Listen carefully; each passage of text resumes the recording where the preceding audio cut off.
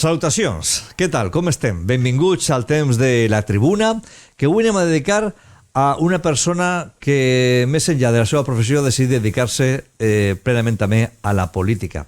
La qual cosa, uno pot pensar que actualment pot ser mitjanament embarcar-se en una aventura complicada, i sin embargo anem a conèixer per què.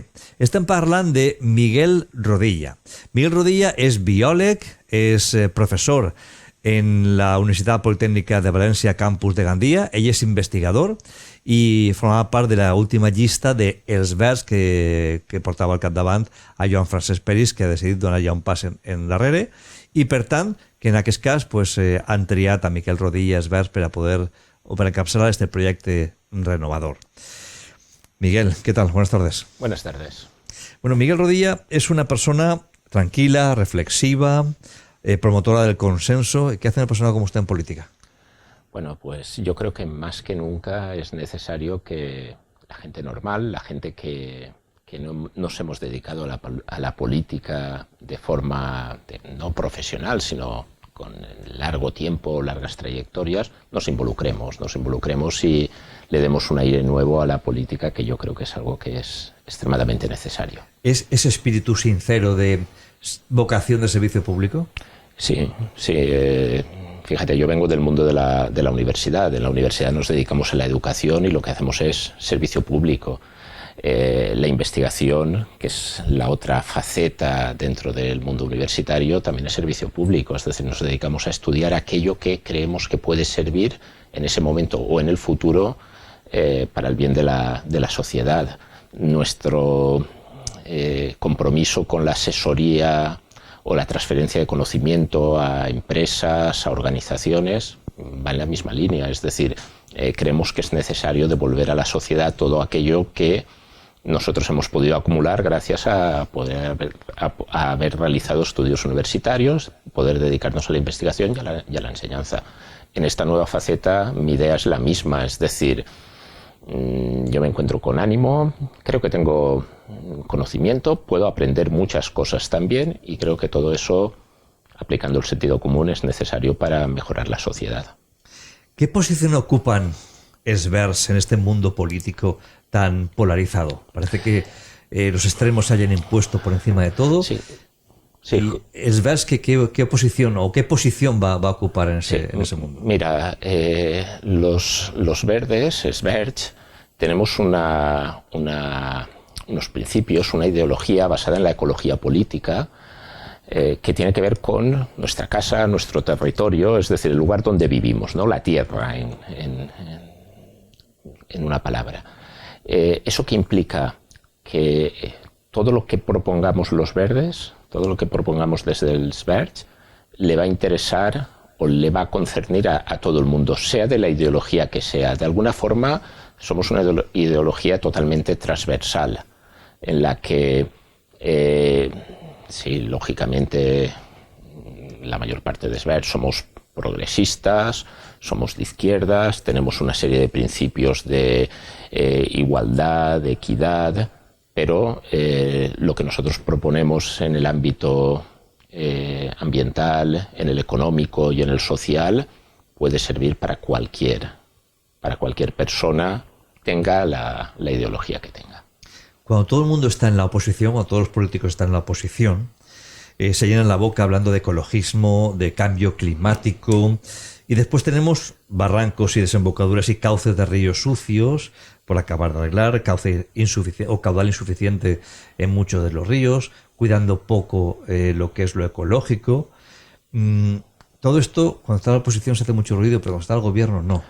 ¿Por qué? Sí, yo creo que muchas veces es porque una parte de la sociedad, y en eso los partidos más tradicionales yo creo que pecan muchísimo, entienden el medio ambiente, el ambientalismo, como una dicotomía, es decir, como una contraposición al desarrollo económico, al desarrollo social. Es decir, no podemos realizar determinado tipo de actuaciones, no porque van a ser muy costosas, porque no van a servir o pueden llegar a estar en contra de la creación de empleo, del desarrollo económico de un determinado lugar. No hay nada, creo que más equivocado, y la realidad creo que nos va a ir dando poco a poco la razón al Sverige. Sería muy interesante que eso fuese lo antes posible por el bien de todos, pero sabemos que tenemos un tiempo hasta que la sociedad asuma cuál es la realidad de nuestro planeta. ¿Y por qué en Europa sí que hay muchos colectivos, mucho movimiento de Sverige, incluso muchos de ellos gobernando en ciudades en Alemania, en el norte de Francia, perdón? Bueno, ¿y por qué aquí la representación es tan escasa? En España, y también lo ha sido aquí, aunque en las últimas elecciones ustedes sacaron un resultado muy parejo al de Podemos, pero ¿por qué al final es tan pequeña la participación de Sverige aquí en España? Y sin embargo es importante o a veces decisiva incluso en Europa. Yo creo que hay dos cuestiones que son, por un lado, el Sverige en Europa han sido capaces de unificar todas las corrientes que allí existían y mantener unos partidos relativamente fuertes, ¿vale? Y por otro lado, la sociedad ha entendido mucho antes que nuestra sociedad la necesidad de implementar políticas de respeto al ambiente, de mejora de la movilidad, de reducción de las emisiones contaminantes, y incluso es muy llamativo que se convierte en una necesidad. Es decir, muchos partidos tradicionales europeos gobiernan con el Sverige, independientemente de su ideología de origen, sean más de izquierdas o más de derechas, y de alguna manera la sociedad eso lo premia como algo extremadamente positivo, porque se avanza en políticas económicas y sociales con respeto al medio ambiente. Al final se trata de vivir en la mejor sociedad posible. Usted lleva en política, lleva en el Sverige desde el año 2009. En la última lista, bueno, pues había mucha gente con un perfil profesional muy importante. Usted ahora ha decidido dar el paso y ocupar pues esa Secretaría General de su partido aquí en la ciudad de Gandía. ¿Con qué gente se va a apoyar que venía a la lista o que no para este nuevo proyecto? Sí, hay de todo. En principio, los Sverige, una cosa positiva que hemos tenido desde las últimas elecciones es que hemos ido incrementando el número de afiliados. Eso hace que las posibilidades de tener personas mejor preparadas, con visiones complementarias a las que pues uno tiene, es extremadamente positivo. Hay que contar con todos. Es más, de aquí a las próximas elecciones esperamos seguir creciendo e ir recogiendo pues a mucha gente que en este momento está desencantada de la política más tradicional y que ve en los verdes una opción de futuro. ¿Y cómo ve la política local? Tenemos un gobierno tal vez de un perfil bajo, un gobierno municipal. ¿Usted cómo ve la situación actual del gobierno municipal? Sí, yo creo que sí. Es decir, hay muchas cuestiones relacionadas con las mejoras evidentes que se podrían llevar a cabo, que se están dejando totalmente de lado. Incluso algunas cuestiones que en su momento, pues cuando ocurrió, por ejemplo, el incendio de Marchuquera, pues era evidente que, es decir, hemos perdido una parte importante del patrimonio forestal de la comarca, del municipio de Gandía. Es necesario intervenir de alguna manera. Bueno, pues este gobierno en la legislatura anterior lo que planteó era algunas propuestas, desde mi punto de vista, muy de cara a la galería para mostrar, bueno, estamos haciendo algo, pero hemos entrado en una etapa en la que prácticamente ya no sabemos nada del tema. Es decir, no se está actuando ni para mejorar la situación, ni para reforestar esa zona, ni, por ejemplo, para evitar incendios en otras zonas que pueden sufrir incendios similares. Estamos en una situación climática en la que los incendios pueden ser cada vez más recurrentes, más voraces, más peligrosos, con situaciones más extremas, y por lo tanto sería necesario tener una política muy clara y decidida de intervención para mejorar la situación y prevenir problemas futuros. Usted, que es bien conocedor de este mundo y sobre todo del mundo del mar, donde usted investiga de manera continua en su perfil profesional, ¿qué le hace falta a esta ciudad? Porque estamos hablando de que teníamos problemas con el emisario submarino y que las playas del sur pues estaban poco aptas para el ejercicio normal de baños en algunas épocas del año. Al final se ha invertido un dinero para poder arreglar ese emisario submarino. No sé al final cómo ha podido quedar, pero usted tendrá seguro que más información a este respecto. Pero ¿dónde va encaminado el futuro medioambiental de nuestra comarca? Recesión de playas, etcétera. Sí, es decir, la situación de nuestra costa está condenada por los problemas de erosión. Es decir, tenemos una situación en la que no llegan nuevos sedimentos a la costa, los sedimentos se desplazan, es la dinámica normal y natural, y nos vamos a encontrar con un problema grave en el futuro. Después de Gloria, hace un año, yo planteaba, pero otros muchos expertos también, que es necesario hacer un replanteamiento de cuál es la costa que queremos para el futuro, cómo la tenemos que diseñar, es decir, cómo queremos que esté urbanizada. Y nos tenemos que plantear de cara al futuro si queremos seguir manteniendo en los próximos 100 años un desarrollo turístico en la costa, es decir, si queremos seguir utilizando como reclamo el sol, la playa, porque vamos a ser un país en el que eso va a estar presente, es decir, con la situación de cambio climático aquí no vamos a tener un clima más frío, vamos a tener un clima en el que vamos a poder estar disfrutando de la playa. Si queremos eso, si queremos tener una playa, si queremos hacer uso y queremos aprovechar esos beneficios turísticos o esos beneficios económicos que nos da el turismo, lo que vamos a tener que plantear es un nuevo diseño de las infraestructuras. Es decir, y trabajar ya en cómo van a ser esas infraestructuras. Es decir, la palabra que a veces suena muy dura es de construir la costa, es decir, tenemos que empezar a plantearnos dónde va a estar la costa del futuro, qué zonas de primera línea tienen que desaparecer para poder seguir manteniendo unas playas en condiciones. Es decir, los sistemas son dinámicos, nos tenemos que estar adaptando. Aunque no quisiera hoy en esta entrevista de presentación hablar del Patibel, por ejemplo, no sé usted qué le ha parecido esta propuesta. Tiene sus detractores, tiene su gente favorable a este movimiento y ha dejado incluso a muchas playas con actividades acuáticas como Campeonato de España de kitesurf, etcétera, etcétera, sin posibilidad también de desarrollar un modelo turístico que genera economía. Sí. Desde mi punto de vista, se parte de esa idea de que la situación es estática y nos tenemos que adaptar. El Patibel no se caracteriza por ser una forma de adaptación a esa situación de cambio climático y de modificación de la costa, y eso para mí es un error.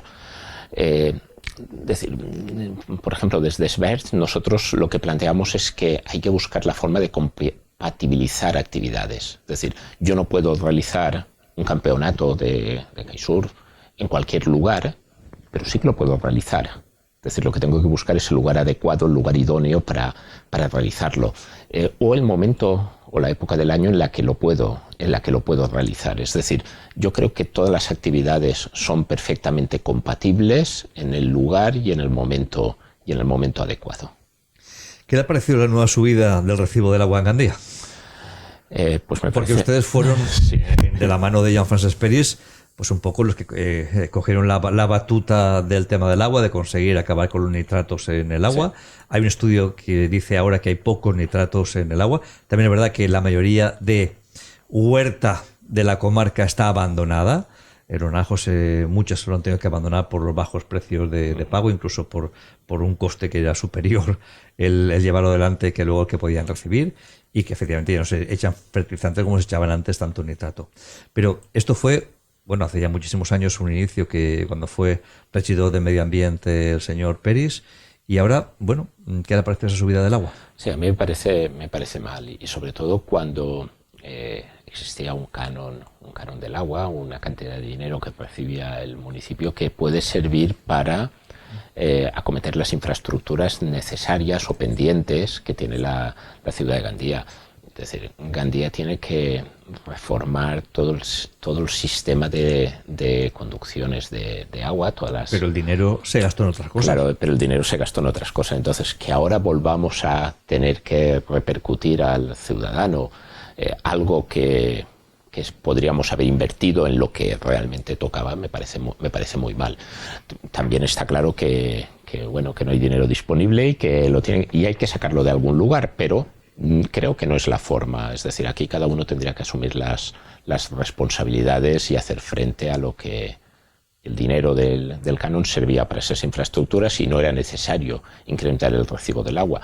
Es más, las plantas desnitrificadoras ya se han terminado de pagar y por lo tanto esa subida que en su día se realizó para acometer esas infraestructuras podían haberse eliminado. Por lo tanto, el haber dejado el recibo como estaba ya era más que lo que había que haber hecho. Eso hubiese sido aceptable, decir, bueno, ya no hace falta bajarla, no la vamos a bajar, ¿vale? Tenemos un beneficio ahí que podemos estar invirtiendo. Que puede ser mayor, inclusive, porque ya se ha amortizado exactamente, las inversiones. Que lo estamos invirtiendo, pero no hay ninguna necesidad de subir los recibos. Pues es interesante esa anotación.